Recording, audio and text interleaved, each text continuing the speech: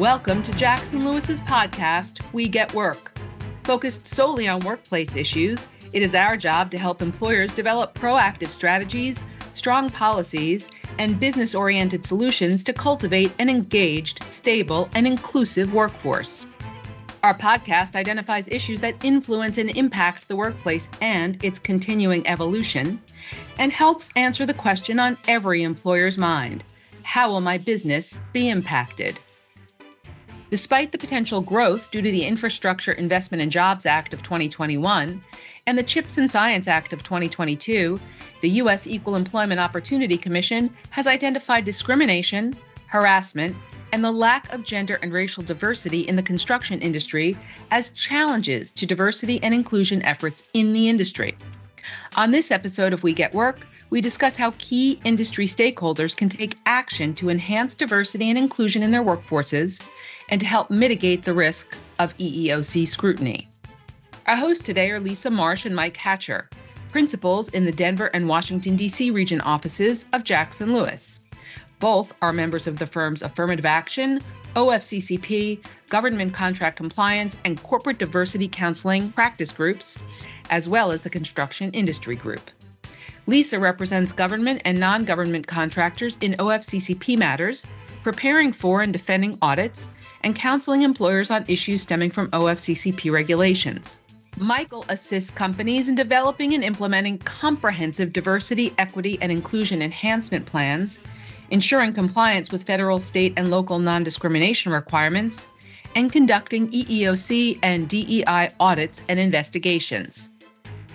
Mike and Lisa, the question on everyone's mind today is, how do federal contractors take action to enhance diversity and inclusion in their workplaces, and how does that impact my business?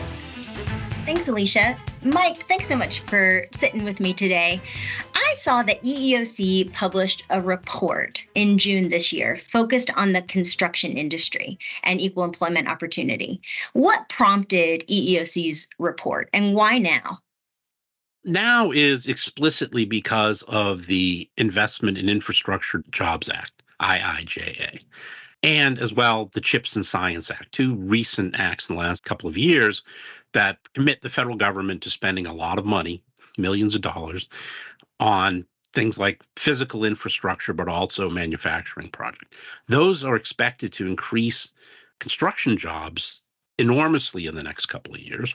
And the EEOC chair saw that as an opportunity to maybe we should start looking at this. Construction is already one of the largest industries in the country, employing almost 12 million people.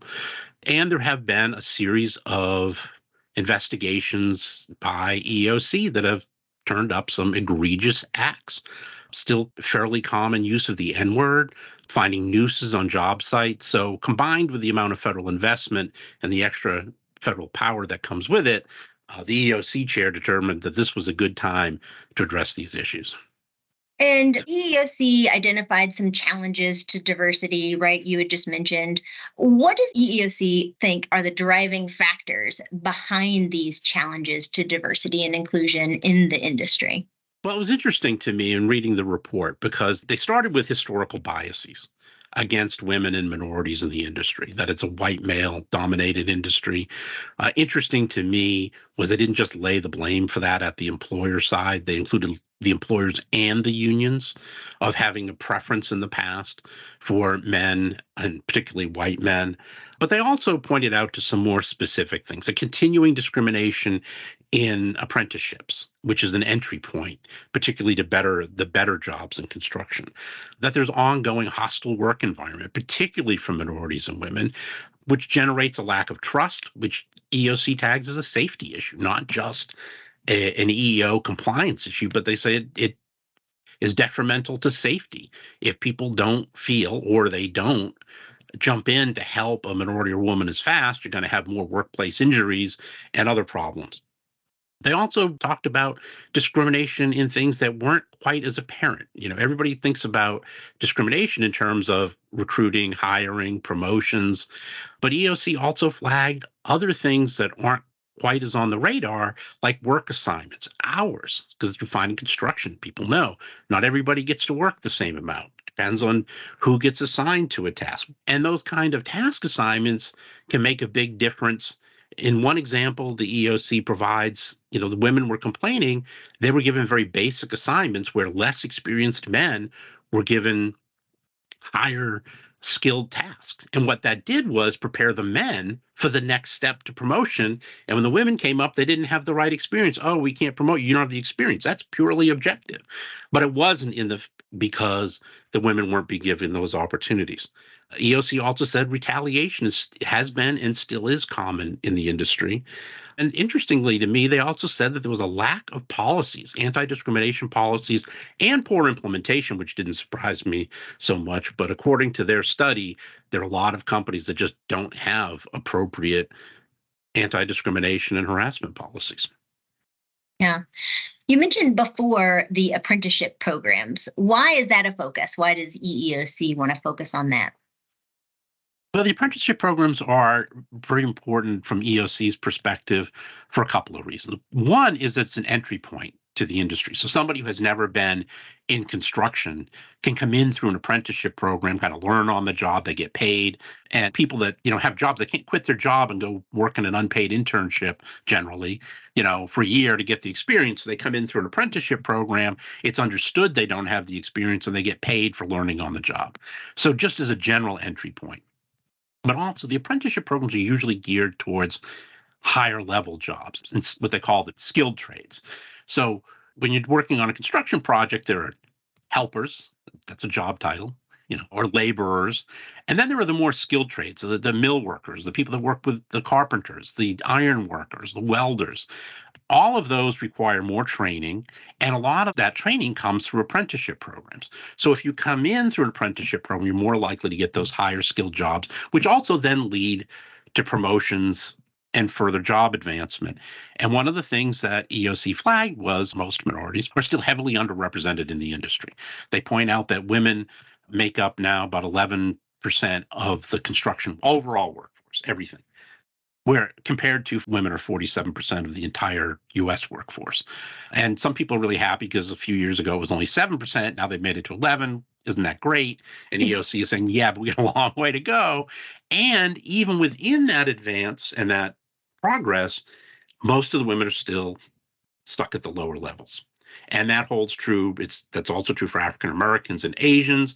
They're way below their representation in the overall workforce in construction in general, and even more underrepresented in the higher levels. Interestingly, Hispanics are over-indexed overall in the industry, almost twice as much as the representation in the overall workforce, but they're mostly concentrated at the bottom layers, that helper and laborer category where they're making less money, they're not getting advanced. And the thing that I think people miss, and they didn't call this out directly, is as people advance, they make more of the hiring and promotion decisions, or at least have more influence on it.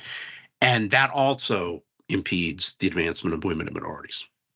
Yeah. So it sounds like they're not just looking at overall representation, but distribution of those folks within the higher and lower paying jobs. And how does EEOC intend to address these challenges that they've identified? Well, they've come up with a couple of things. One, they say they're going to continue vigorous enforcement, and that's a quote from the report. But what they're trying to push on the report is the non-enforcement things that they can do. They said they're going to come out with some industry-specific technical assistance.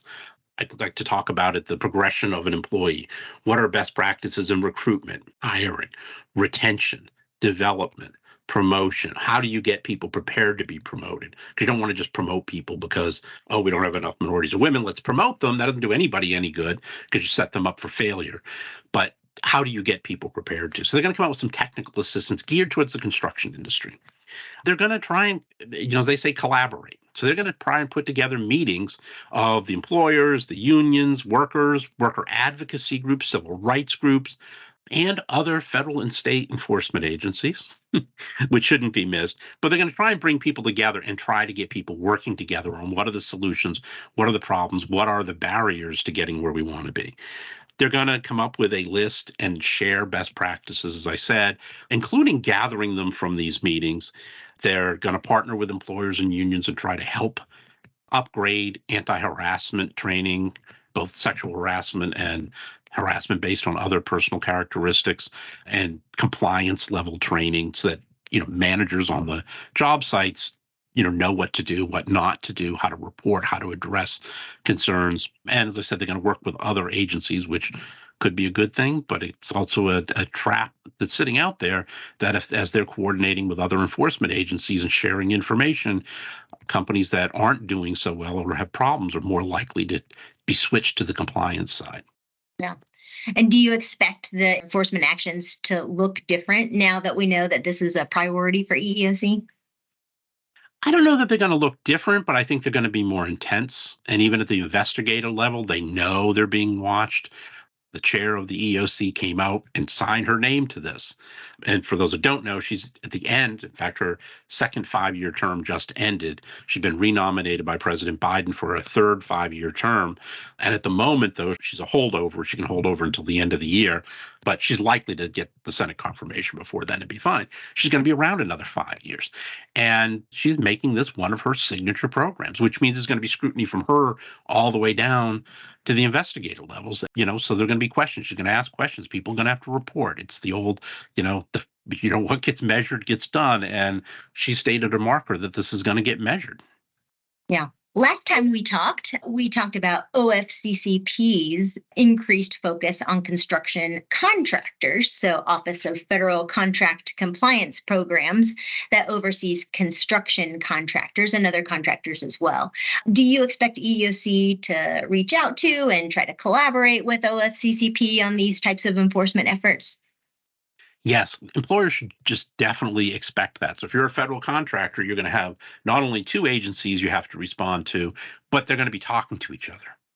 So if you have, two complaints that OFCCP hears about and 7 complaints that EEOC hears about that are different, all of a sudden they're going to get together and share and say, oh, there are 9 complaints.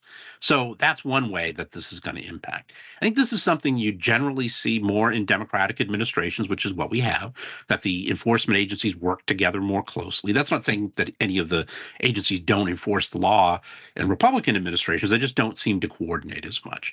And in this particular administration, they have talked about it. They're doing it. In January 2022, OFCCP and EEOC announced something called the HIRE program, the Hiring Initiative to Reimagine Equity. So they're already working together. And in this report, she says we're going to continue to do that, not just with OFCCP, but other federal, state, and local enforcement agencies. So you got to be prepared. Yeah. Well, what can construction employers start doing now to prepare for this increased EEOC scrutiny? One thing they should do is they might want to just read the executive summary of the report, but they should start looking at the things the EEOC said they're going to look at. EEOC has highlighted the lack of clear policies on anti-harassment and non-discrimination. So you ought to review your policies, make sure you have them, and then take that second step and make sure they're being implemented correctly and somebody's monitoring that.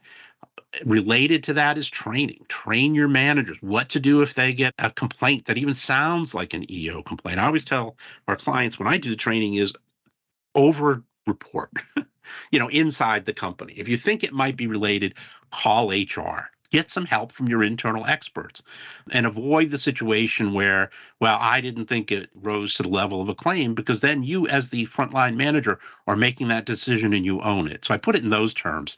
Get some help from the experts and let them decide what to do. Make sure that employees know what those processes are. With my lawyer hat on, that's an affirmative defense that the courts have recognized to Title VII complaints, right? That you have a policy, that the employees could have used that policy to address their grievance, or if they brought it to you, you took appropriate action. That can at least lessen the severity of a compliance action. But if the employees don't know about it, you've just taken that defense off the table. And it's one of the things that EEOC has highlighted in this report, that employees don't know how to complain, or they're being discouraged from complaining. It seems counterintuitive, but I tell employers, you should try to get as many people to complain to you as possible. Because if they complain to you and you address it, then they're less likely to go to EEOC or the state and local enforcement agencies.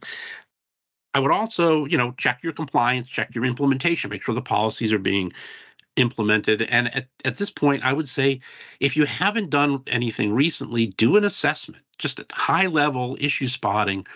Where in our programs might things fall apart? And I'd look at everything through the employee cycle. It's recruitment, addressing complaints, retention. Are we losing any protected class at a higher rate than other groups? So look at all those things. Do your own kind of self-evaluation before EEOC comes. Yeah. And so we've talked about, increased scrutiny by EEOC on construction contractors around equal employment opportunity.